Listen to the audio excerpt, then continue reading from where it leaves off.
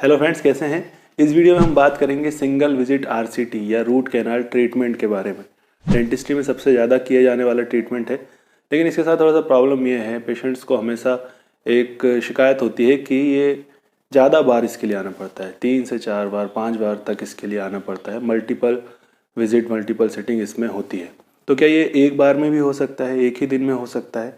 तो इसका आंसर है हाँ, एक बार में ही हो सकता है। उसकी ही हम बात करेंगे सिंगल विजिट आरसीटी के बारे में। कुछ लिमिटेशंस होती है, वो भी हम देखेंगे कैसे होता है, क्या होता है, सारा कुछ इस वीडियो में हम समझेंगे। तो चलिए शुरू करते हैं। वीडियो अगर हेल्पफुल लगे तो आपको इसे शेयर ज़रूर करना है। मैं हूँ डॉक्टर हरिशंकर सोनी और आप देख रहे हैं इजी डेंटिस्ट्री।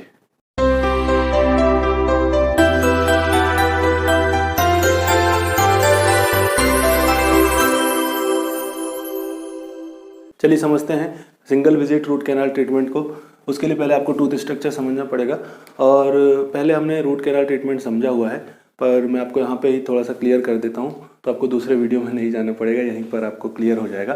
देखिए, रूट कैनाल ट्रीटमेंट में हम 3 प्रोसेस जनरली करते हैं। अभी मैं टूथ स्ट्रक्चर आपको समझाता हूँ। और सिंगल विजिट और मल्टीपल विजिट में डिफरेंस ये है, पहले ये समझ लीजिए कि जो रूट कैनाल ट्रीटमेंट की प्रोसीजर है, जो अभी मैं आपको बता रहा हूँ, वो मल्टीपल सिटिंग में करते हैं।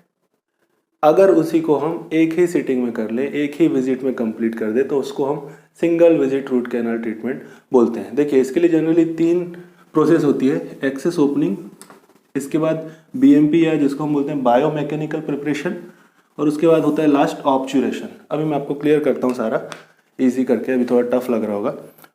तो पहले आप ये देख लीजिए, जब हम ये प्रोसीजर्स को एक ही विजिट में कंप्लीट कर देते हैं, उसको हम बोलते हैं सिंगल विजिट रूट कैनाल। अगर हम ज़्यादा विजिट में करते हैं तो उसको बोलते हैं मल्टीपल विजिट। देखिए, ये हमारा टूथ स्ट्रक्चर है, ऐसा होता है। जो यहाँ पे आप देख रहे हैं ऊपर, जो हमारे मुंह में दिखता है, ये जो वाइट पोर्शन दिख रहा है सभी दांत का, ये होता है क्राउन। और जो नहीं दिखता है, ये बोन है, यहाँ पर बोन है जो नीचे है, इसको हम बोलते हैं रूट, या हम बोलते हैं जड़ें। जड़ जो है सामने वाले दांतों में एक होती है, पीछे वाले दांतों में 2, 3, 4 भी हो सकती है, अलग अलग सभी के एनाटॉमी होती है। अब ये देखिए, ये क्राउन हो गया, ये रूट्स हो गई। अब ऊपर वाला जो पोर्शन हमें दिख रहा है, इसमें भी 3 लेयर होती है। तो सबसे पहले जो व्हाइट लेयर आप देखते हैं, ये ऊपर वाली, ये होती है इनेमल। उसके बाद सेकेंड लेयर होती है, इसके अंदर ये होता है डेंटिन। और फिर ये जो रेड देख रहे हैं, ये ऊपर ही होता है इनेमल, डेंटिन। फिर ये जो रेड आप देख रहे हैं, जो क्राउन से लेके, आपको क्राउन और रूट अब पता है, क्राउन से लेके रूट जड़ों तक जाता है, इसको हम बोलते हैं पल्प। जब इसमें इन्फेक्शन होता है, जब भी इन्फेक्शन शुरू होता है, अगर आपके ऊपर इनेमल वाले पोर्शन में लगा है, अब ये कहीं से भी, यहाँ से पोर्शन में कहीं से भी लगता है, ऊपर वाले पोर्शन में खराब हो रहा है, जनरली इसको बोलते हैं कीड़ा लगना। आपको दर्द नहीं होगा, और इसी के बोलते हैं कि फिलिंग अगर आप करा लेते हैं तो लंबे समय तक चलेगा, आगे ये नहीं बढ़ेगा। लेकिन अगर ये आगे बढ़ता है, डेंटिन तक जाता है, तो सेंसिटिविटी, ठंडा गर्म लगना शुरू होगा। इसमें भी आपको दर्द अभी भी नहीं होगा। और जब ये आगे बढ़ के पल्प को इन्वॉल्व कर लेगा, अब ये यहाँ से मैं आपको समझाने के लिए बता रहा हूँ, लेकिन कहीं से भी, यहाँ से कहीं से भी कैरीज का अटैक हो और वो पल्प तक पहुँच जाए, तब आपको दर्द स्टार्ट होगा। और जब हम इसे ट्रीट नहीं कराते हैं, आगे ये बढ़ता है इन्फेक्शन, तो इससे होता हुआ नीचे पस बनाने लगता है। ये सब हड्डी होती है, यहाँ पर पस बनाने लगता है और प्रॉब्लम ज़्यादा बढ़ती है। तब हमें रूट कैनाल ट्रीटमेंट की ज़रूरत होती है। इतना हमें समझना है, जब पल्प इन्वॉल्व होगा तब हमें रूट कैनाल ट्रीटमेंट कराया जाता है। अब मैं आपको ये बता देता हूँ। देखिए, रूट कैनाल ट्रीटमेंट में 3 प्रोसीजर्स क्या होती है। एक्सेस ओपनिंग, तो एक्सेस ओपनिंग मतलब ये ऊपर का जो है बहुत हार्ड होता है हमारा, और जो पल्प होता है वो सॉफ्ट होता है, हमारे दांत को न्यूट्रिशन देने का काम करता है। तो ये जो कैनाल आप देख रहे हैं, इन्हीं को क्लीन करना होता है और इनको फिल करना होता है। इन्फेक्शन को निकालेंगे और मटेरियल से फिल कर देंगे तो रूट कैनाल ट्रीटमेंट कंप्लीट हो जाएगा।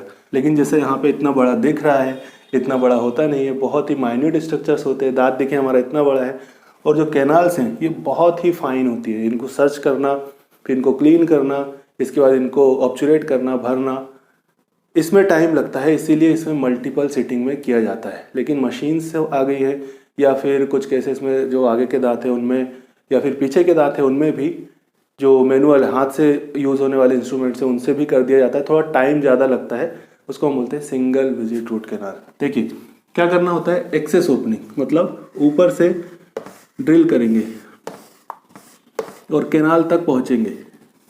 ऊपर हार्ड वाले पार्ट को हमने मशीन से ड्रिल कर दिया, नसों तक पहुंच गए, कैनाल तक पहुंच गए। अब छोटे छोटे इंस्ट्रूमेंट्स आते हैं इनको साफ करने के लिए। अब ये चाहे तो मशीन में लग सकते हैं, ऐसे छोटे छोटे इंस्ट्रूमेंट होते हैं जो नसों में अंदर जाते हैं।